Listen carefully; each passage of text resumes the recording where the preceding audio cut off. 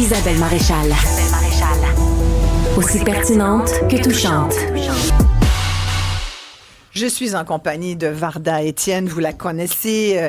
Varda fait partie de notre paysage médiatique, culturel, musical depuis Bouge de là, à l'époque Génération Musique Plus. Quelle belle époque. Merci Varda d'être là. Avec plaisir. Et je disais tout à l'heure avant la pause aux auditeurs que tu es aussi devenu au fil des ans un peu le visage, un des visages, devrais-je dire, de la santé mentale au Québec. Oui. Et je sais que par moments tu trouves ça lourd à porter, qu'il faut que tu prennes un peu de distance par rapport à ça. Mais dernièrement, tu vois, ça fait plusieurs fois que je voulais t'avoir à cette émission parce que tu sais que je t'adore. Oui, c'est réciproque. Et le public aussi t'aime beaucoup. Et moi, Merci. Je veux faire des entrevues que mon public aime. Alors, avec des gens qui sont sincères et authentiques. Et je pense que tu l'es vraiment. Et tu m'as dit, écoute, tu disais, c'est pas le bon moment en ce moment. Attends. Fait qu'on a attendu un peu. Oui. Comment ça va aujourd'hui?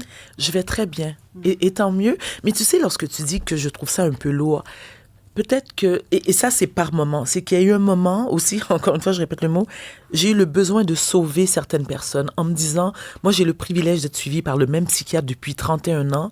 Je pense que tout le monde au Québec devrait avoir accès à un psychiatre. Lorsque j'entends des trucs genre, ça fait 1 an ou 2 ans, je me dis, mais attends là, quand t'es en détresse psychologique, tu te dis pas, ouais mais dans 1 an, ouais, ça va aller mieux. Non, c'est maintenant. Ouais. C'est maintenant. Donc, c'est pas que je trouve ça lourd, ce que je me sens parfois démunie face à la détresse des gens. Et mon psychiatre me rappelle tout le temps, il me dit, Madame Étienne, n'oubliez pas qu'à la base, vous êtes malade. Hein? Donc, même si que j'ai toute la volonté du monde, je me sens parfois dépassée et je sais même pas quoi faire pour moi-même, tu vois. Donc oui, j'offre des ressources, je les réfère à certaines ressources, mais je dis toujours aux gens, je ne peux pas nécessairement tous vous sauver. Mais non. Je ne suis pas une experte en la matière. Je connais la maladie mentale, mais je ne peux pas vous soigner, je ne suis pas médecin. Mais tu sais, toi, tu connais la tienne. Tu sais la façon dont cette bipolarité, hein, oui. c'est ça, entre autres. Ma colocataire est désirable. C'est ça. Oui. T'as appris à vivre avec. Ben oui, parce que c'est pas... Je te dirais avant, Isa, je disais aux gens, je suis bipolaire ou je souffre de bipolarité. Mais cette maladie, qui est une maladie au même titre que n'importe quelle maladie, ne me fait pas toujours souffrir. Elle comporte aussi des avantages. Donc, je l'appelle ma colocataire. Je vis en colocation avec une maladie mentale. Mais comment ça se vit au fil des ans? De mieux en appris mieux. à la supporter? Des fois, tu as des colocs. Oui. Difficile? T'as envie de déménager? Oui, des fois, j'ai envie de la foutre dehors. Mais de mieux en mieux parce que je l'accepte, je la comprends. Et je suis maintenant capable de me dire, Varda, c'est comme un nuage dans ta tête. Après, lorsque le nuage passe, il cède la place au soleil. Donc, j'ai appris à me calmer, à trouver les bons côtés et à me respecter là-dedans. Avant, je me sentais coupable lorsque j'avais des crises. J'avais peur du jugement des gens. J'avais peur du jugement de mes employeurs. Qu'on me dise, ouais, mais t'es pas fiable, c'est pas tout le temps qu'on peut... Maintenant, dans mes contrats, je l'explique. Vous savez, et les gens sont de plus en plus dans l'acceptation. Qu'est-ce que tu expliques? Que j'ai une condition. Il y a parfois, de moins en moins, où je risque de me désister. Parce que la maladie prend le dessus. J'ai toutes les bonnes intentions du monde, mais je sais qu'elle risque de me jouer des mauvais tours. Donc, pour moi, pourquoi me mettre dans cette position-là? J'exerce, comme toi, Isa, un métier public. J'ai la responsabilité de, lorsque je me présente devant les gens, soit au micro ou à la télé, que je présente la meilleure version de moi-même afin de me rendre crédible dans le métier que j'exerce. Tu vois? Donc, si je sens que je suis plus déprimée, que je ne serai pas capable de livrer la marchandise, je suis obligée de dire que je ne peux pas accepter le mandat. Mais comme je viens de te dire, ça arrive de moins en moins. Ouais. Donc, on finit au bout d'un... Là, tu dis 31 ans avec le même psychiatre. Oui. Ça veut dire beaucoup d'heures de thérapie, de médication aussi, parce que les psychiatres font pas tant de thérapie. Eux, c'est la médication surtout. C'est suivi du dossier médical. C'est exactement. Ce qui est effectivement un luxe, tu le disais. Ben, absolument. Mais j'ai aussi l'avantage d'avoir un psychiatre qui est aussi un psychanalyste. La raison pour laquelle je suis en psychothérapie, en psychanalyse depuis maintenant 25 ans, les 5-6 premières années, il me traitait uniquement comme étant une patiente qui vit avec un trouble de santé mentale. J'ai d'autres problèmes aussi. Hein. Je souffre aussi d'un TPL. Et le Un TPM, trouble de personnalité limite. exactement, ce qu'on appelle dans le jargon le trouble borderline. Ouais. Et ça, c'est causé par des abandons que j'ai subis lorsque j'étais plus jeune, par une agression sexuelle que j'ai vécue. Donc, ça aussi, ce sont des traumatismes que j'ai besoin de soigner. Donc, en psychanalyse, je réussis à aller mieux, à mieux comprendre ce que j'ai vécu. Et lorsqu'on parle de médication, c'est qu'un ne va pas sans l'autre. Tu ne peux pas être en thérapie si tu souffres de problèmes de santé mentale sans prendre tes médicaments. Moi, si je ne prends pas mes médicaments, Isabelle, au bout de 24 heures, je sens tout de suite... Tu sens la différence. Absolument, Ouais. absolument. Il y a des études qui disent qu'il vaut mieux d'abord la psychothérapie et ensuite une médication. Je suis d'accord. Alors qu'en ce moment, beaucoup au Québec, on va dire, on va donner des médicaments, mais il n'y aura pas de suivi en psychothérapie. Comment tu... Oh mon Dieu. Puis après, chaque cas est unique. Il y a des gens... Ouais, mais, ouais. mais quand je lis ce genre d'études, ça fait réfléchir. Oui, tu sais. c'est inquiétant, mais en même temps... On se dit comment ça se fait qu'on n'a pas d'abord des suivis avec des psychothérapeutes. Parce qu'on est en manque de ressources, Isabelle. On le sait, mais à un moment donné, c'est des choix. Tu sais. C'est des choix, mais ça, c'est la responsabilité de qui? C'est la responsabilité du gouvernement, à mon humble avis. Ouais. Parce que, surtout depuis la pandémie, comme tu sais, je veux dire, les cas sont exacerbés, mais au-delà de ça, comment veux-tu qu'une société fonctionne si mentalement, elle ne va pas bien? Il faut commencer par soigner sa tête avant de soigner son corps. Ça ne veut pas dire que je banalise les maladies physiques, mais combien de gens que je connais personnellement, qui allaient bien, il fut un temps, que la pandémie a fait en sorte que, écoute, ils sont tombés dans des dépressions sévères, pas de suivi, parce que manque de psychiatre. Puis c'est l'œuf ou la poule, c'est comme, OK, tu fais quoi? On suggère à ces gens-là, lorsqu'ils n'ont pas un psychiatre attitré, d'aller à l'hôpital. OK. Où on va les revirer au bout de quelques heures. Exactement. Ouais. Combien de cas... je veux dire, c'est ton métier, Isabelle, t'es journaliste. Combien de cas tu as entendu où des gens se présentent à l'urgence psychiatrique et qui sont en détresse et qu'on les retourne chez eux et tu apprends que ces gens-là se sont suicidés? Mais il y a eu des cas dernièrement. Puis ce sont des jeunes femmes. Ben oui. Ouais. Alors, qui faut-il blâmer? On est au Québec ici, Isabelle. On n'est pas Toi, dans tu blâmes qui? Le gouvernement. Et j'ai eu des conversations avec Lionel Carman. Ah, t'es chanceuse? Ouais, oui, mais attends, c'est parce que je l'ai croisé à un événement. Hein. Oui. Pour qui j'éprouve quand même un certain respect, mais en même temps, vous faites quoi, monsieur le ministre? Qu'est-ce que vous faites? J'ai demandé, moi, à rencontrer François Legault, que j'ai aussi rencontré lors d'un événement, mais c'était pas l'endroit pour lui en parler. Et je continue à cogner aux portes. Je continue à demander des entretiens Qu'est-ce que tu leur dirais? Mais qu'est-ce que vous foutez? Ouais. Où sont les ressources? Où sont les ressources? Et est-ce que faudrait-il qu'un membre de leur entourage immédiat souffre de problèmes de santé mentale? Ben, c'est souvent ça. Ben, je sais pas ce que... Bien sûr, tu as lu ce qui s'est passé ce matin là, avec la fraude d'un certain ministre, une fraude bancaire dont il a été victime, pardon. Et là, tout de suite, dire oui, il faut changer les lois. Ah bon? Parce que ça vous concerne personnellement. Oui. Je trouve ça inadmissible. Je trouve ça inadmissible qu'un pays aussi riche que le Canada, qu'une province aussi riche que le Québec. Et là, je vais tenter de ne pas trop exprimer ma façon de passer parce que j'ai pas envie de subir les foudres des gens. Mais il y a des montants quand même considérables qui sont octroyés pour des choses ou pour des gens. Mais complètement. Puis, est-ce qu'on peut sauver les Québécois avant de sauver d'autres personnes? Je dis ça, je dis rien. Ouais. Il y a beaucoup de choses dans ce que tu dis. Toutefois, ça me fait penser à... J'ai écrit en fin de semaine dans le Journal de Montréal sur Nelson. Oui. Ah mon Dieu, Nelson Ouellette. Nelson Ouellette. Ouais, j'ai fait une story là-dessus Instagram. T'as été très touchée par ça? Touchée, vexée, juste rappeler, déçue, c'est cet écœurée. itinérant, vous avez peut-être vu. Oui. Allez lire mon article, ça vous intéresse. Moi, ça m'a profondément... Moi, j'ai connu Nelson parce qu'il était dans la rue, puis je fais souvent... Oui. Alors, Nelson Ouellette, qui est un Mais tu sais, homme... tout le monde a pu croiser Nelson. Ben des gens ont croisé Nelson. Et attends, mais c'est parce qu'Isabelle, des Nelson de ce monde, il y en a plein. Il y en a combien? Alors, cet homme âgé dans la soixantaine qui, suite à une dépression, suite à une séparation, donc ça l'a plongé dans une dépression profonde, non soignée évidemment, qui se retrouve en situation d'itinérance, qu'on retrouve mort devant une épicerie seule au Québec. Il y a des gens qui sont passés à côté, là. Ben bien sûr, mais qu'est-ce qu'on en a tiré? Non. On est devenu une société tellement nombriliste. On ne pense qu'à son petit soi. Moi, écoute, j'ai des amis, je vais commencer par lui. Alors, j'ai toujours dans mon porte-gobelet, dans ma voiture, environ entre 15 à 20 $ en monnaie que je donne à chaque fois que je passe le pont Jacques-Cartier et que j'arrive au coin de... C'est quoi? C'est Ontario. Oui. Et je donne la monnaie. il y a certaines personnes qui me regardent avec dégoût. On va leur dire, ben voyons donc. Premièrement, lorsque je donne, peu importe que la personne, c'est sûr que ce n'est pas souhaitable, mais si cet argent-là est utilisé pour acheter de la drogue, acheter de l'alcool, acheter un morceau de pain, ça ne me regarde pas. Totalement Quand tu raison. donnes, Ouais. tu donnes, OK? Et aussi, Isabelle, pourquoi je prends ça personnel selon toi? Parce que tu aurais pu te retrouver là. T'as tout compris. T'as tout compris. Et c'est souvent ce que je rappelle aux gens. Ah oui. Et moi, j'ai plein de bouffe dans ma voiture Oui. parce que je donne de la compote, Oui. des bars, Un café. toutes sortes d'affaires, de l'argent comme toi, Oui. parce que, comme tu dis, moi, je pense aussi que, d'abord, ils demandent. Alors, mais je vais régulièrement les rencontrer parce que c'est fascinant de voir les histoires de chacun.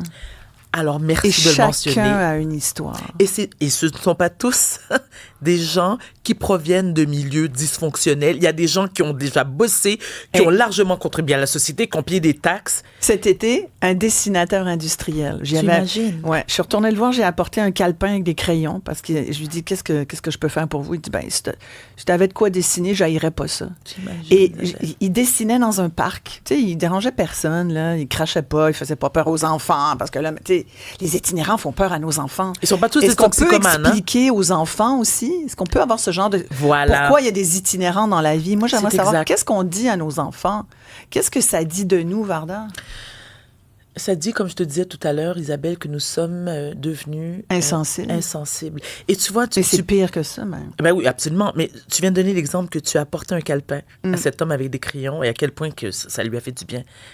Un sourire. Moi, je baisse ma fenêtre et je leur prends la main. Ils me disent, parce qu'il y en a qui me reconnaissent, bien sûr, ils me disent, Varda, je peux pas croire que tu me tiens la main. Imagine, je tiens la main de quelqu'un, Isabelle. C'est drôle parce que moi aussi, souvent, je suis étonnée qu'ils reconnaissent certaines personnalités. Oui. Je leur dis, mais comment ça se fait? Puis ils disent, ben, on a la TV dans les refuges. C'est bien la seule chose qui leur reste. Tu Non comprends? seulement ça, c'est que ces gens-là, avant de sombrer dans l'itinérance, Et oui, mais ils avaient ont une vie. ils ont Ouais. eu une vie Ouais, tout à très fait. intéressante pour certains. Ouais. Tu comprends? Ouais. Je peux pas croire que certaines personnes se disent, ouais, aller quémander $1 ou 25 cents à moins 30, que ça doit être le fun. On a Joanne au bout du fil. Bonjour, Joanne. Bonjour, j'ai une tentative de suicide de mon actif. Il y a 25 ans. OK? Oui, on vous Isabelle, écoute. j'ai été internée à Hippolyte-Lafontaine. Mhm. OK? Et si je vous disais que 12 heures après, il me sortait dans la rue, sans soutien, Voilà.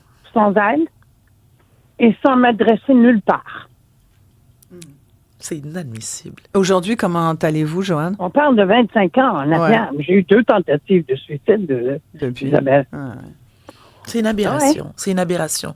Joanne, sachez que j'éprouve énormément d'empathie envers vous et envers tous ceux et celles qui, comme moi, qui, comme vous, ont eu ou encore besoin d'aide aujourd'hui et qui sont laissés à leur sort, à leur triste sort en se disant « Oh ouais, mais au pire des cas, ils reviendront. » OK, ils reviendront, puis lorsqu'ils reviennent, ces gens-là, pour demander de l'aide, là, et qu'on les retourne encore de bord, on fait quoi? On attend qu'ils se suicident? On fait quoi avec? Parce que je suis allée 2 fois, moi, Isabelle, puis ils m'ont retourné 2 fois. Et là, en ce moment, comment ça va, Joanne? Ah, moi, ça va bien aujourd'hui. J'ai repris ma vie en main. Bravo. Remarquez que j'ai arrêté d'aider les gens parce que ma détresse venait d'essayer d'aider trop les gens. Ah, c'est intéressant ce que vous Oui, dites. je Ouais. comprends. Ouais. Des gens de votre Non, famille? si vous saviez combien j'ai aidé des gens dans ma vie, j'ai gardé des gens chez moi, j'ai aidé tellement de gens. Ma soeur s'est suicidée, je me suis occupée de ses enfants, situation, de ses enfants qui étaient handicapés. Et là, là. Non, j'ai vécu des drames. Mais vous savez, Joanne, la bonne nouvelle, c'est que vous êtes encore parmi nous aujourd'hui. Oui. Et ça, c'est J'ai tout à votre 67 honneur. ans. Oui. Mais à quelque part, il faut dénoncer ces choses-là. Mais à qui, Joanne? On dénonce à La psychiatrie qui? ne devrait pas exister maintenant. On devrait tous avoir des neuropsychologues. Ben, on devrait peut-être... Merci, Joanne. Merci, Joanne. C'est intéressant ce que dit Joanne, parce que d'abord, c'est épouvantable. Tu sais, du monde, combien de tentatives de suicide faut que tu fasses avant que quelqu'un te prenne au sérieux? Écoute, en fin de semaine, je voyais la bande-annonce à Télé-Québec 24/7, où il y avait un médecin à l'urgence qui venait de recevoir pas un vieux, tu sais, il avait peut-être 35 ans, le patient, il en était à sa 6e tentative. Puis le médecin lui dit, comment ça se fait que on s'est pas occupé de vous avant comme il faut? Il dit, à chaque fois, il me laisse ressortir. Et là, le médecin a dit, cette fois-ci, on va essayer de faire mieux que les autres fois. Voilà. Puis je me suis dit, mon Dieu, je veux interviewer ce médecin-là. Ben, tu peux aussi interviewer le mien. Parce que mon médecin, Dr Desrosiers, Joël Desrosiers, un éminent psychiatre, a toujours traité ses patients, non pas comme des numéros, mais comme des êtres humains. C'est cette humanité que certains psychiatres ont perdue. Et non parce ça fait partie de leur personnalité, mais ils sont débordés. Ils sont débordés. Donc, il manque de psychiatres. Hein? Est-ce qu'il manque de psychiatres parce qu'il n'y en a pas assez qui s'intéressent à cette spécialité en médecine? Est-ce qu'ils ne reçoivent pas peut-être le salaire qui vient avec? Il y a toutes sortes de raisons. Hein? Mais formez-en des psychiatres. Moi, je m'en fous. Allez en chercher. Mais là, ce qu'on dit, c'est qu'au Québec, la façon dont les soins sont organisés, c'est qu'on dit, passe par ton médecin de famille. Ben oui, mais là... Là, le médecin de famille, quand tu as la chance d'en avoir un, parce qu'il y a quand même 40% des Québécois qui s'en magasinent un quand ils ont besoin. Là, c'est un, puis un autre, puis la semaine prochaine, ce sera peut-être un autre. Fait qu'il n'y a pas de suivi en santé mentale. Ça peut pas marcher comme ça, sur le fly. Ben oui, vas-y. Alors, et quand on nous dit, allez voir votre médecin de famille, les médecins de famille, il y en a qui sont bons à traiter les enjeux de santé mentale, s'ils ont déjà eu des cas. Mais es-tu d'accord que c'est pas le cas de tous les médecins de famille qui savent quoi faire avec? Mais je veux dire, Isabelle, la médecine, il y a une raison pour laquelle il y a des spécialités en médecine. Est-ce qu'un cardiologue peut soigner quelqu'un qui a des troubles de santé mentale? C'est un médecin, oui, mais mis à part prescrire un médicament, et encore, faut-il savoir lequel, est-ce qu'il a les capacités de suivre un patient en psychiatrie? Tu sais, moi, mon psychiatre, imagine, Isabelle, c'est un neurochirurgien à la base qui a délaissé la chirurgie parce qu'il s'intéressait à la psychiatrie. Tu imagines le nombre d'années d'études qu'il a fait? Mais en même temps, il me dit tout le temps, il dit, Madame Étienne, l'être humain me passionne et je suis inquiet. Quel âge il a? Il est-tu sur le bord de la retraite? Vas-tu le perdre bientôt? Mais écoute, je lui pose cette question une fois sur 3, puis il a des jeunes, il est âgé, mais il a 2 jeunes enfants. Donc, il me dit toujours à la blague, non, j'ai pas les moyens de prendre ma retraite. Mais en même temps, il bosse dans 3 cliniques, il bosse à l'hôpital, et je me dis, mais Doc, comment vous faites? Puis il a une épouse très compréhensive, parce que lui, c'est vraiment sa mission de vie. Il y a d'excellents médecins, il y a d'excellents psychiatres. Faut-il les trouver? Oui. Qu'est-ce qu'on fait quand... Bon, toi, tu disais tout à l'heure, plus de 30 ans avec la bipolarité, avec le trouble de personnalité limite, avec ce que ça a aussi comme limite dans ta vie. Tu es obligé de... Mais j'ai un support. J'ai un entourage exceptionnel, Isabelle. J'ai des parents. J'ai un ex-mari, le père de mes enfants. J'ai des amis. J'ai de la famille, et la famille élargie, qui me supporte. Et mon ex-mari, le père des 2 derniers, qui me connaît depuis 22, 23 ans maintenant, il me dit, Varda, je le lis dans ton visage. Sur ton visage. Je connais tellement. Tellement. Donc, et ce que ça fait aussi, c'est que mes enfants sont devenus extrêmement sensibles. Je voulais qu'on parle de ça. Parce que tu as fait un fabuleux documentaire qui s'appelle Les enfants invisibles. Oui. Et moi, ça m'a beaucoup touchée parce que, tu sais, t'as des parents qui sont diagnostiqués. Toi, ta maman avait des enjeux de dépression. Mais toi, tu as tes enjeux de santé mentale. Mais tu as été diagnostiquée. Oui, 14 ans. Tes enfants savent ça. Oui. Il y a aussi plein de gens qui ont vécu avec des parents qui ont des enjeux de santé mentale, qui n'ont jamais été diagnostiqués. Oui, mais tu vois, le documentaire, merci de... j'apprécie le fait que tu l'aies aimé. Mais et ça a un impact dans la vie de ces enfants-là. Un impact, tu dis, comme je dis toujours, lorsqu'on a quelqu'un dans notre entourage qui souffre de troubles de santé mentale, un conjoint, une conjointe par exemple, sans être égoïste, cette personne-là a le choix de dire « c'est trop lourd » et on peut le comprendre. Donc, c'est trop lourd, je préfère quitter la relation. Ton enfant qui t'aime de manière inconditionnelle, là, il ne peut pas quitter. Il n'y a pas cette option-là. Et lorsqu'il a l'option, tu as la DPJ qui débarque dans le dossier, OK? Et selon moi, la DPJ est déjà débordée, ce n'est pas des cas d'abus. Ce sont des personnes, des parents qui, malgré tout l'amour qu'ils éprouvent envers leurs enfants, ne sont pas en état, à ce moment-là, que cette période dure 1 semaine ou 6 mois, de s'occuper de leurs enfants. Est-ce que ces personnes-là méritent que leurs enfants leur soient retirés? Absolument pas. Non. Moi, j'ai un rêve dans la vie. Et je te promets, Isabelle, tu me connais bien, là. Moi, quand je décide quelque chose, je vais y parvenir. Je souhaite... j'aimerais qu'il y ait des maisons de répit. Hein? Que ce soit pour le parent ou pour l'enfant. Je souhaite que ces enfants-là soient pris en charge, non par un système qui est déjà défaillant, mais parce qu'il y a aussi, hein, il faut le dire, il y a des gens sur cette terre qui sont aimants, qui sont empathiques, qui sont compréhensifs, qui ont de l'amour du vrai. Moi, ma mère est famille d'accueil, là. Isabelle, ça fait 40 ans. Et je te promets que c'est pas pour des raisons financières. Parce que, ils ont fréquenté l'école privée, ces enfants-là. Mais maman dit toujours, moi, j'ai un enfant qui a souffert de santé mentale et qui souffre encore de troubles de santé mentale. Et je n'ai pas toujours su, à l'époque, comment m'y prendre. Elle se sent redevable. Hein? Elle se sent redevable. Ma mère a tout le temps maintenant à leur offrir tout l'amour dont ils ont besoin, la stabilité dont ils ont besoin. Puis à un moment donné, elle le sait. C'est normal, elle finit par s'y attacher. Mais elle se dit aussi, mais ces parents-là, ce sont leurs enfants d'abord et avant tout. Ils n'ont jamais été battus. Ils n'ont jamais subi d'abus psychologiques, verbal, sexuels. Rien. Ils ont un parent malade. Un parent malade. Ouais. Qu'est-ce qu'on fait? Je veux dire, les enfants, c'est... attends, le mot m'échappe. C'est l'élite de demain. On doit en prendre soin. Paul Arcand a dit dans son documentaire « Les voleurs d'enfance », le Québec se fout de ses enfants. Il avait raison. Malheureusement, je suis obligée d'être d'accord avec lui. Le Québec se fout. Comment peut-on se foutre de l'élite de demain? Les enfants sont malades. Les enfants sont malades et ont besoin de soins. Laissez faire, c'est la crise d'adolescence, c'est le terrible tout. Non, il y a des enfants qui se suicident. C'est le cauchemar de tout parent. Parce que ces enfants-là n'ont pas reçu l'aide psychologique dont ils avaient besoin. C'est la faute de qui? On va revenir on va revenir au gouvernement. Oui. Non, moi, il ne faut pas que tu ouvres la porte de la DPJ en ce moment. Non, je sais. Parce que on est sur des dossiers et ça, on a mis le doigt dans quelque chose. Oui. Et là, encore en fin de semaine, je reçois des témoignages, Varda. Ça m'habite la nuit, je te jure. Je te crois. Comme toi, là, Oui. tu as envie de sauver tout le monde puis de dire, OK, ben on va prendre... Puis il y a des avocats de la famille qui font très bien ce job-là, Oui. mais qui sont pas assez nombreuses pour le faire non plus. Exact. Et qui essayent de se battre contre le système. Puis, Quel système? C'est incroyable. Et là, mais je lis les parents, puis je me dis, bon, même si j'en prends et j'en laisse, Oui. tu sais, Oui. même si je me dis peut-être que l'histoire est pas aussi pire qu'elle l'est, Oui. que ce qu'ils me racontent, Oui. c'est toujours bien grave quand même des rapports confirment, comme c'est sorti il y a quelques jours, que la DPJ enlève à des familles biologiques leurs propres enfants sous des prétextes qui peuvent être vraiment débattus, là, Oui, ben absolument. dont la santé mentale. Exact.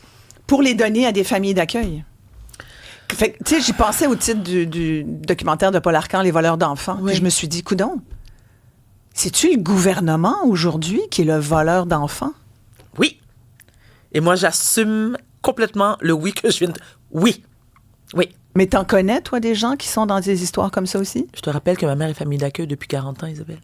Elle a vu ça? Pardon? Moi, j'en ai vu. Oui. Oui. Absolument. Mais on peut pas laisser faire ça. là. Alors, on fait quoi? On va...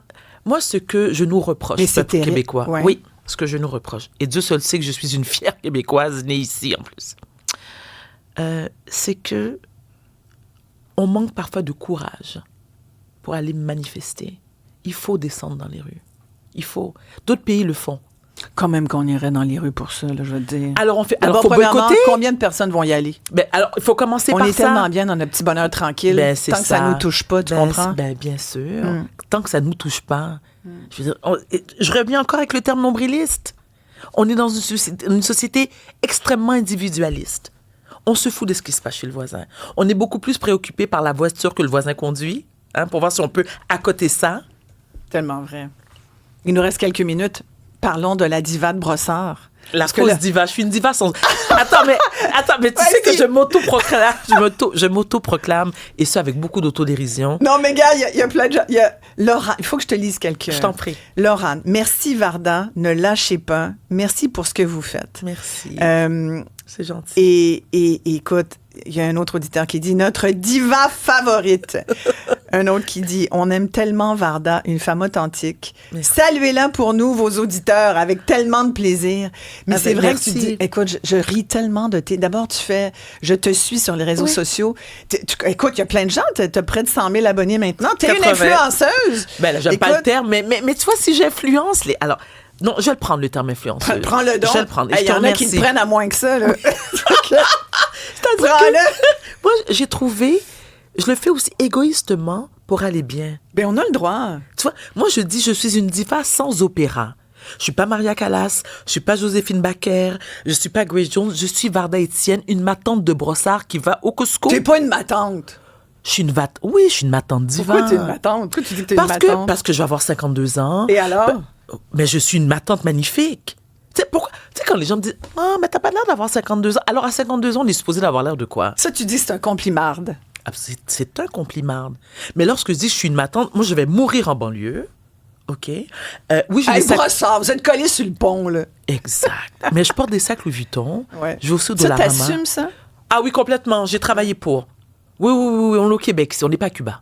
C'est ce problème qu'on a ici. Puis je dis, Isabelle, je suis pas riche. Je gagne bien ma vie. Ouais. Mais je... T'as déjà manqué d'argent? Absolument. Ah oui. Sans que les gens le savent, ouais. Moi, j'ai déjà eu Hydro-Québec me couper mon service. Oui. Mais en talon haut avec le sourire.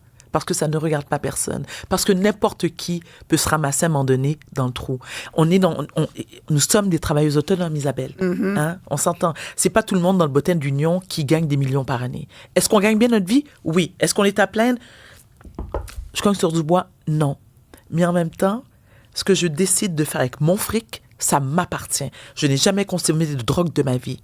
Je n'ai pas de vice. Mon vice, c'est les sacs à main. Je peux-tu en acheter combien je veux? Ça me tente. Mes enfants, est-ce qu'ils sont nourris? Oui. Est-ce qu'ils sont bien logés? Absolument. Est-ce que leurs études est ma priorité? Oui. Je les soutiens dans tout. Maman, quand elle s'achète une petite sacoche, là, il n'y a personne qui la paye que maman. J'ai pas de compte à rendre à personne. Ce que je dois aux gens, et peu importe du milieu dans lequel vous provenez, c'est le respect. On doit respecter n'importe qui, n'importe... Bien sûr, lorsque le respect est réciproque. Mais sinon, ma vie, elle me regarde. Moi, tu me fais mourir. Écoute, j'adore quand tu parles comme ça. Je t'écouterai toute la journée. C'est un amour. Non, c'est vrai. Toi, je t'arrive en paillettes. Mais, et puis je lui disais, pour ceux qui nous regardent, qui ont la chance de nous regarder sur Cube Télé, vous pouvez la voir. Elle brille avec bottes à talons hauts, bottes noires cuirées, petits hauts roses en paillettes. Ça me fait du bien. T'as raison. Ça me fait du bien. Oui. Quand je me mets Parce de la que couleur... la saison qui s'en vient va être difficile, apparemment. Elle est difficile pour moi et tous les autres, que ce soit de la cyclothymie, que ce soit un trouble de santé mentale. L'automne et l'hiver sont des périodes où on est le plus fragile. Ouais. Donc là, j'en mets de la paillette. Et t'as tellement de projets. Ah Écoute, oui, grâce à Dieu. Tellement grâce à toi, là. Ben, je suis pas croyante. Ma mère est haïtienne, puis elle dit tout grâce à Dieu. Tu as un balado audio sur la sexualité. Oui, je demande pour une amie. Oui. Souvent, l'ami, c'est moi, c'est mes amis dans ma tête. Oui, c'est sûr, parce que quand on dit ça, en général, c'est pour nous la question. Et c'est sur la sexualité. Bravo, vous avez gagné un prix. Oui. Meilleure animation, je crois. Oui. Et avec mon amie Stéphanie Mielquin comme réalisatrice, qui est fabuleuse. Fabuleuse, tu dis? C'est un rêve. Et tu as plein d'autres projets. Dont je ne peux pas parler. Tu sais comment c'est dans ce milieu-là? On signe un projet, c'est sous embargo. Alors, 2025 va être une année extraordinaire. Ah oui? Oui. Ça prend ça, hein, pour continuer. Oui. Il faut des... Mais ça me tient en vie, Isabelle. Ouais. Ça me tient en vie. Et je crois avoir travaillé assez fort ces 28 dernières années dans ce milieu pour mériter ce qui m'arrive en ce moment. Ouais. Et je le dis avec beaucoup d'humilité. Et si c'est perçu autrement, je suis désolée. Non. Et j'ai aussi beaucoup d'empathie pour les gens de notre milieu qui ne bossent pas en ce moment. Ouais. C'est un milieu qui est dur, comme d'autres quarts de métier, mais c'est un milieu qui est dur. Varda Étienne, tu Ma reviens chérie. tant que tu veux. Je reviens On n'a tantôt. même pas parlé des mamans haïtiennes. Tu parles de ma mère Maryse Maille, que j'adore. Écoute, allez voir Mon Varda Instagram. sur son Insta. Moi, tu me fais mourir de rire. Merci, mon Fais-moi un cœur. petit bout de ma... Tiens, amène-nous à la pause, là. Eh bien, chers auditeurs, chères auditrices, conducteurs, conductrices, eh bien, c'est la pause. Nous reviendrons. Ah, je t'adore.